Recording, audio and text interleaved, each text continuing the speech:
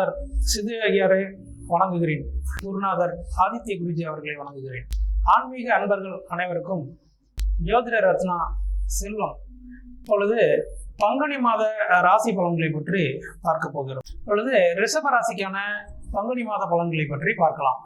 ராசிநாதன் சுக்கிரன் இந்த மாதம் 8 இருந்து 9ஆம் இடத்திற்கு வருவதால் உங்களுக்கு தடைப்பட்ட காரியங்கள் அனைத்தும் சுமூகமாகவே முடியும். வேலை தொழில் போன்ற இடங்களில் உங்களுக்கு இருந்த சங்கடங்கள் நீங்கும் மாதமாக இந்த பங்குனி மாதம் இருக்கும். செவ்வாயோட சுக்கிரன் சேர்ந்திருப்பது சில நிலைகளில் ஒரு அவசரப்பட்டு வீண் அலைச்சல்களையும் வீண் விமண்டாதங்களையும் கொடுக்கக்கூடிய மாதமாக இருக்கும்.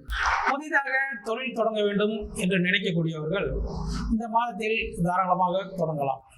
ராசிநாதன் வலுவாக இருப்பதால் புதிய வீடு வாங்க வேண்டும், புதிய நிலம் வாங்க வேண்டும், வீடு கட்டுவதற்காக ஒரு இடம் வாங்க போகிறேன் என்றால் தைரியமாக முதலீடு செய்யலாம்.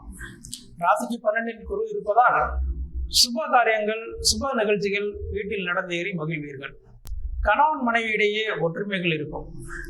கருத்து வேறுபாடுகள் கணவன் மனைவிக்குள்ளே இருந்தது இனிமேல் இருக்காது.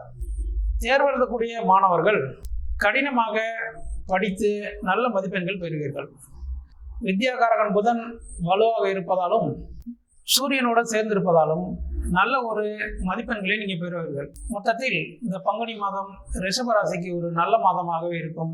வாழ்த்துக்கள்.